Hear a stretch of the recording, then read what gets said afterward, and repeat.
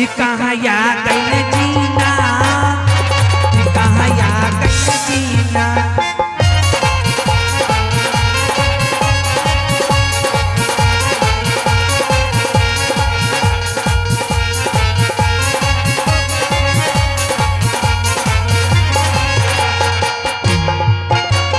घर से निकालली त मांगे चांगे चलली, मांगे चांगे चलली हो, मांगे चांगे चलली। आधा बाटिया में रहिया भूला, ये कहाँ या गई जीना, ये कहाँ या गई जीना।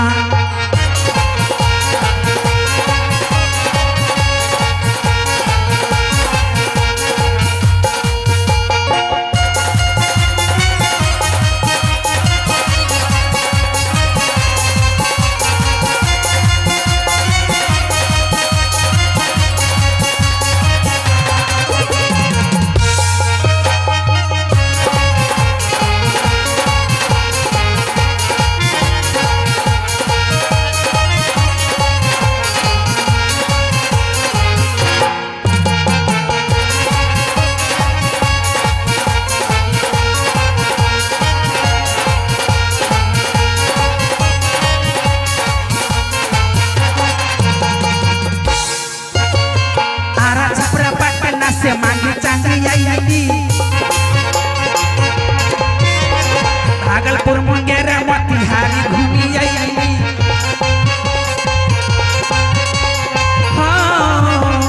आरा छपरा पटना से मांगी चांगी आईली, भागलपुर मुंगेर मोतिहारी घूमी आईली। सीतामढ़ी बेटिया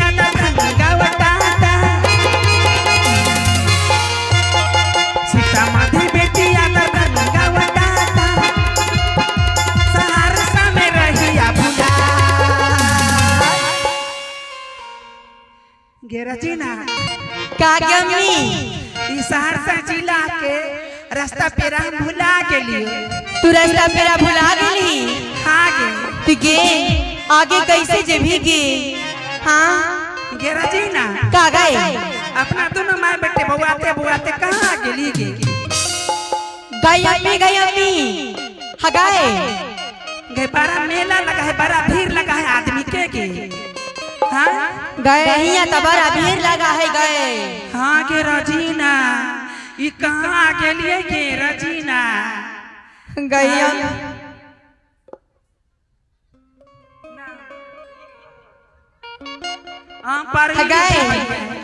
गए अम्मी तू परी गेरा जी ना का गए इस सहरसा जिला में रास्ता पेरा नहीं देखा है। ये से बउआते बउआते भटकते भटकते मेला में आ गेली। मेला में? हाँ गए कौन चीज के मेला है गए? गेरा जी ना की गए ये कुछ देखो ही। हाँ गम्मी देखियो है गए गए पीछा में आदमी सब बैठा है गे। ये साधु बाबा सब ये हम कहाँ गेलिए हो? देखो तुम लोग यहाँ पर सत्संग के स्थान पर आ चुकी हो। ये सत्संग का स्थान है। की गए सत्संग केकरा कहै? सत्संग? हाँ गयमी हम तो पहले बार सुनियो है सत्संग के नाम, हम नहीं बुझियो है सत्संग केकरा कहो। सत्संग में का सब हुए साधु बाबा? सत्संग का मतलब होता है ईश्वर से भक्ति करना, या हम लोग अपने साथियों के साथ बैठकर ईश्वर के बारे में बातें भी कर ले तो वो भी सत्संग ही कहलाता है। जैसे भजन कीर्तन करना या ईश्वर की चर्चा करना। सत्संग सुनने से ज्ञानों की प्राप्ति होती है, यहाँ सत्य की बातें होती है। गमैया गराजीना कभी लोग अम्मी इस गलत जगह पर आ गेलिए गे। ये साधु बाबा ये गलत जगह पर आ गेली। हम सब तो जाते कुरेनिया है, ये हमरा सबसे लोग जात पात भेद भाव छुआछूत मानो है। गए अभी गए चल गए यहाँ से भगा दिए ना के पूछ के जबे के सुनो कुरेनी, हाँ इस सत्संग में जात पात का कोई भेदभाव, कोई छुआछूत नहीं होता है। गए रचीना की गए गए यहाँ छुआछूत नहीं मान मारेंगे।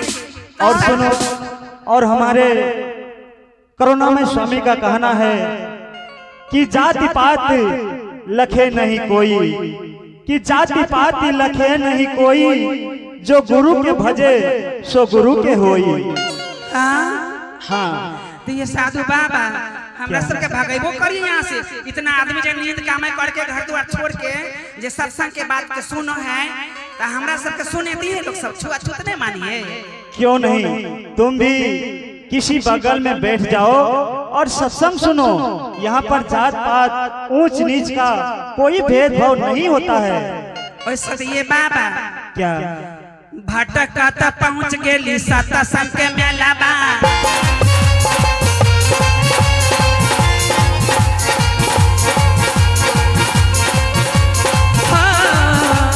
भटकता पहुँच गेली सत्संग के मेला बा। शांत के लागल यहाँ लाखों के भीड़ बा। गुरु के पुजारी यहाँ बैठल टेंट हौसबा। गुरु के पुजारी यहाँ बैठल टेंट हौसबा। जाने के असर लगा तब कह जाई जीना, तब कह जाई।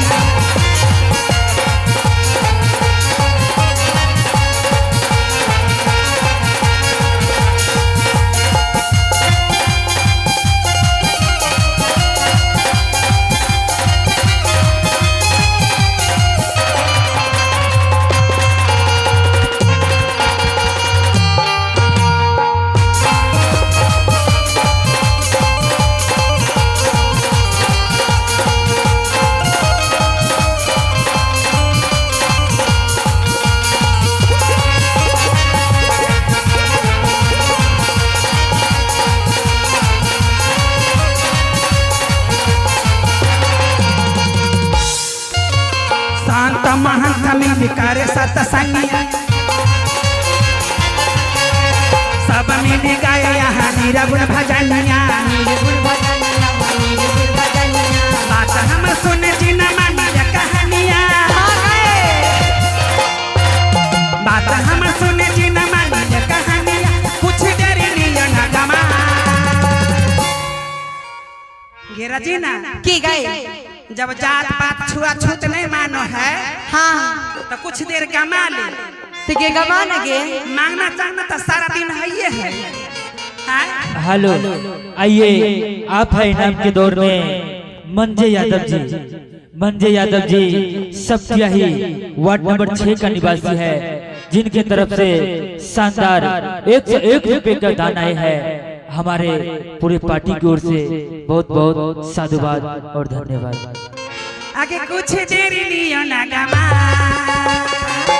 तमांगे चांगे जय बजीना। तमांगे चांगे जय बजीना। तमांगे चांगे जय बजीना। तमांगे चांगे जय बजीना।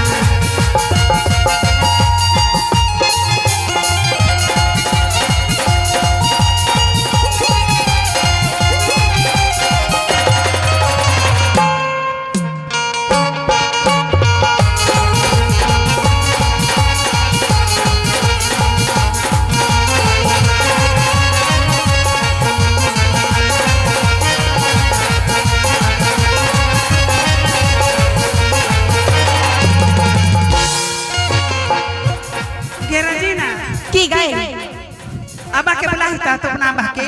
अबा के हाँ ठीक है। ए अबा हो, ए अबा, ये कुरारिया, ए अबा, ए संगा गए लग में रहिए तबे न सुनी है। अबा कतरा चिले भी हाई मेला में सैया इस सत्संग वाला मेला में मतलब अपना दोनों माँ बेटे के कहाँ खोजिए। हाई सत्संग में सैया भूतलाइल हमारी अब का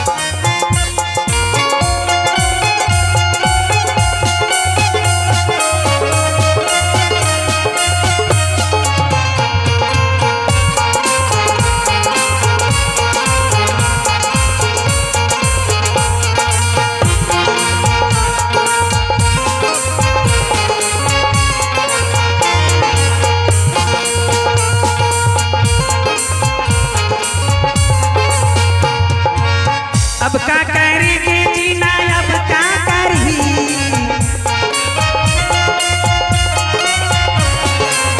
अब का करेंगे जीना अब का करी मेला में सैया फेराइल हमार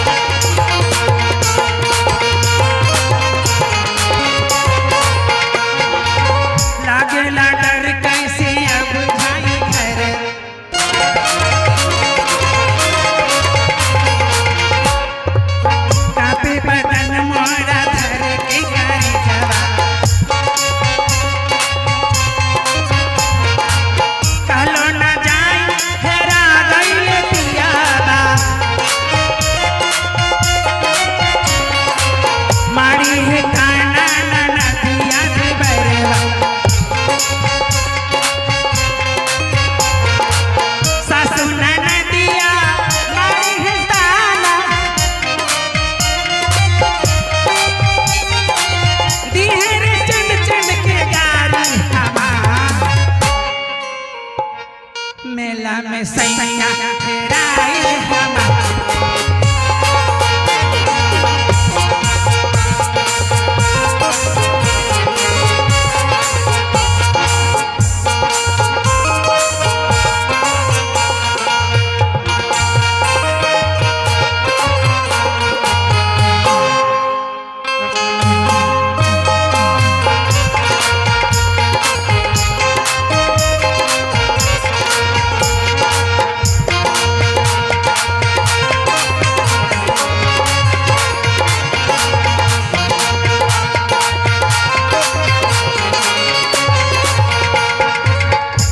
ये पुरवारी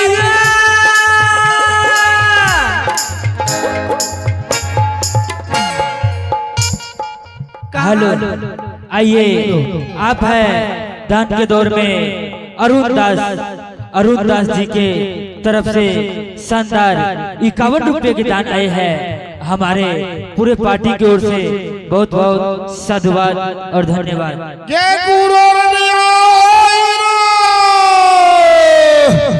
बाजार खासाऊ ना रे तू किधर से बोलो ही रे बाजार खासाऊ ना मरदा बा देखियो है केने भटको ही रे अरे लकबा वाला तो पूरब साइड में है के पश्चिम साइड में रे हमारा ठिकाना नहीं मिलो है केने जाइयो है कितना रोड मेरा अरे बरन घाटा रहताऊ नहीं वाला तोरा रास्ता तेरा नहीं देखा है रे केने बोलो है आई जाला दी से अभी अकुरियारी है अब साता संगा के मेला बा मेरे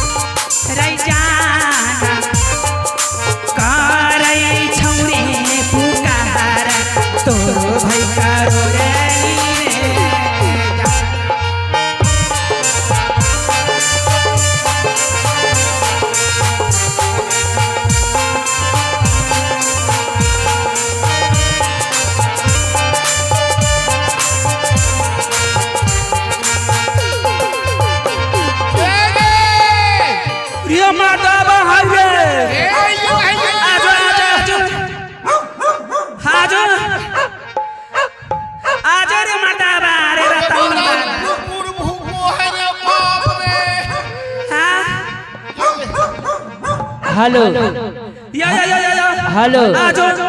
आइए, आप हैं दान के दौर में स्वर्गीय विष्णुदेव यादव जी का पुत्र कैलाश कुमार, जो कि सप्ताही वार्ड नंबर 6 का रहने वाले हैं। इनके तरफ से शानदार 51 रुपए की दान आए हैं। बहुत बहुत साधुवाद और धन्यवाद। या जो अरे बाप खाओ का अरे बरहन घाटा रे रखबा वाला तोरा हम कह देलियो कि तू आगे बढ़ के चल, हम पीछे से आगे बढ़ता हूं, तन के सिक्का पर धर दे टांग दे। तू कहां रह गेली?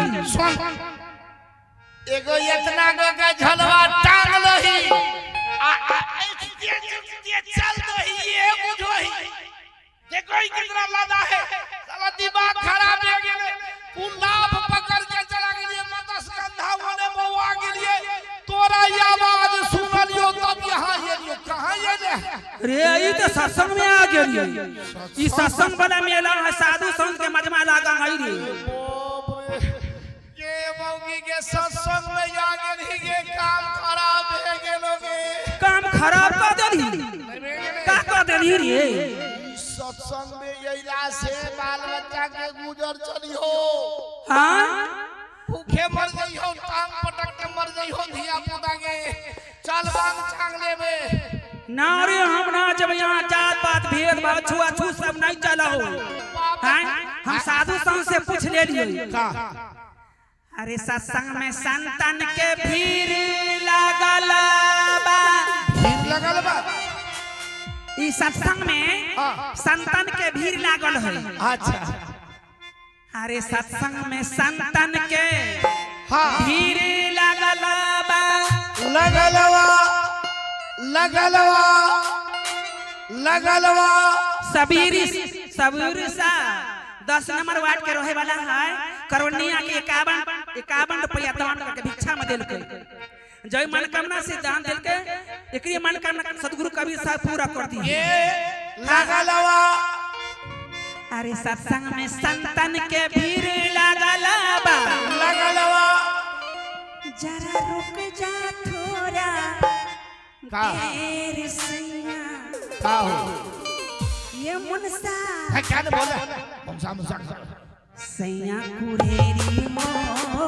बोले बोले सैया कुरेरी हो।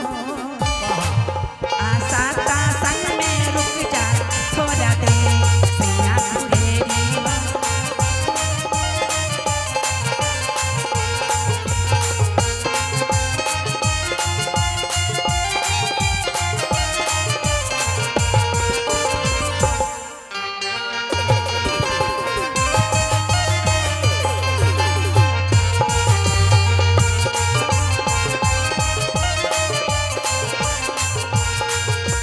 सत्संग में संतन के भीड़ लागल बा। जरा रुक जा थोड़ा देर सैया कुरेरी हो। सैया कुरेरी हो। बोला बोला आशा ता संग में रुक जा थोड़ा देर।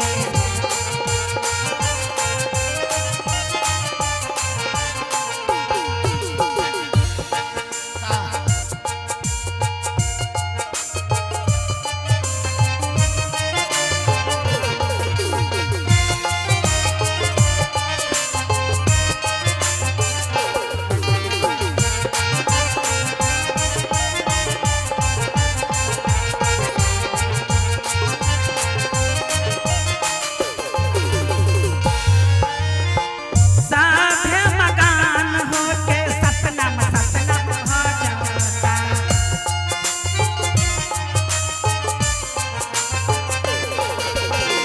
गुरु के सब बात सुन के साधु सब झूमा।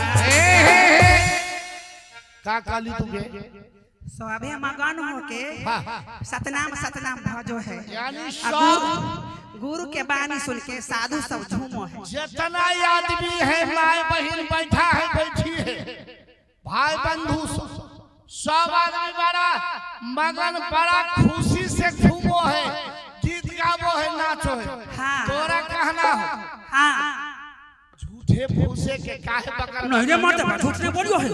सही सही बता भी है। सही बोलियो है।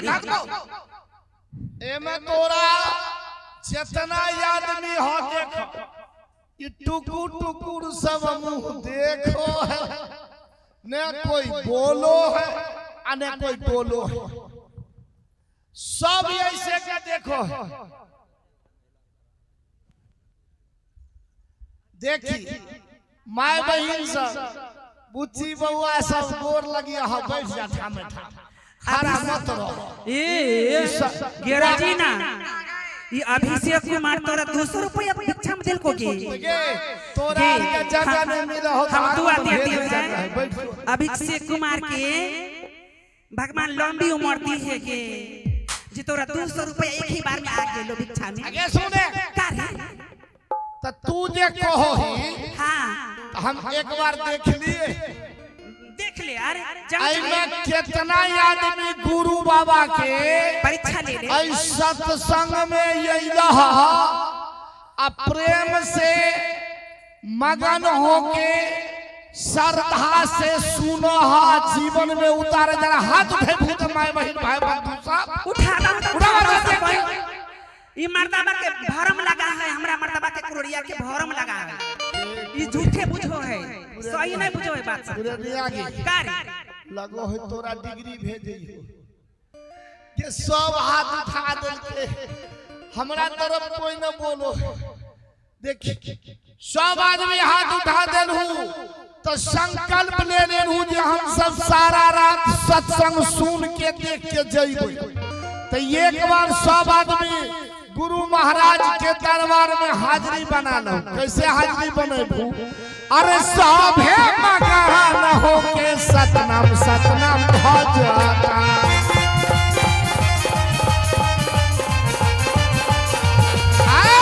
गुरु के शब्द सुन के साधु सब झूमता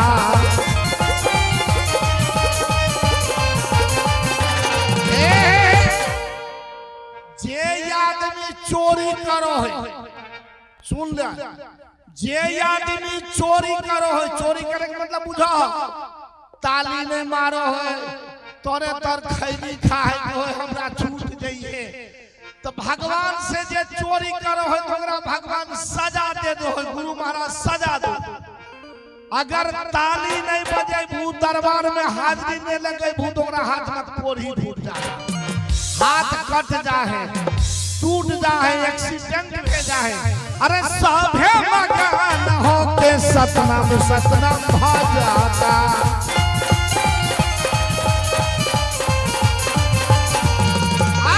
गुरु के शब्द सुन साधु बाबा झूमता सारा सामान रख के सैया रख देबे हाँ सारा सामान रख के सैया अरे बैठ जा कोनो और सैया बोलो सैया कुरेरी हो बोलो आशा का संग में बैठ जा थोड़ा दे सैया कुरेरी हो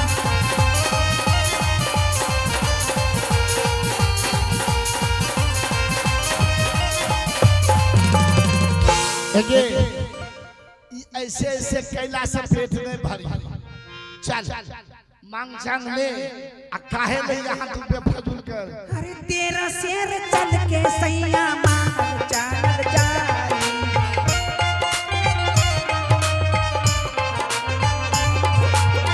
गुरु के सबात हम तू कहाँ माँ में पाई तेरा शेर चल के सैया मांगल चाल जाए गुरु के सबात हम तू कहाँ माँ में पाई गुरु के सबतिया सुन के गुरु के सबतिया सुन के बोला आ खूनी जैसा नॉलेज पिया करोरी हो बोला बोला सैया कुरेरी हो कहा आशा का संग में रुक जा थोड़ा दे सैया कुरेरी हो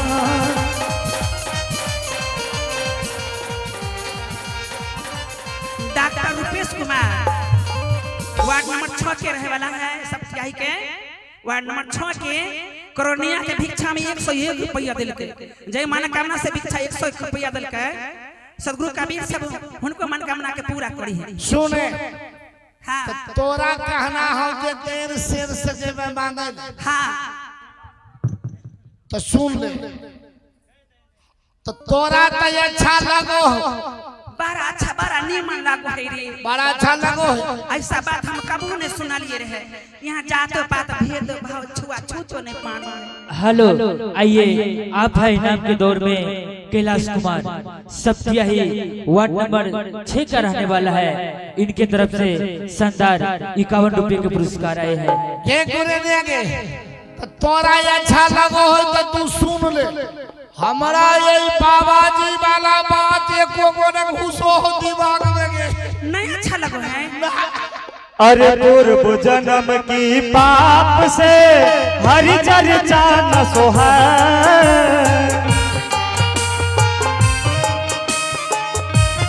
सुन बढ़िया बात है पूर्व जन्म की पाप से हरि चर्चा न सोहाय। जैसे जर की ताप से भोजन का रुचि जाए। जैसे जर की ताप से भोजन का रुचि जाए। ये गुरिया तू जे कहली हमरा गुरु के बानी अच्छा नहीं लगो है त बिना मोछ वाला साधु जे है तोरे पर बात के मार दिल के बिना मोछ वाला साधु हुआ है कहल के का पूर्व जन्म की पाप से अच्छा अच्छा हरि चर्चा नहीं परमात्मा के चर्चा न सोहाय। जैसे जर की ताप से भोजन का रुचि जाए। अच्छा अच्छा हैं जे पूर्व जन्म में पाप करके इस जन्म में मानव के तन धारण करके रहे ओकरे कीर्तन कथा सत्संग भजन अच्छा नहीं लगो है।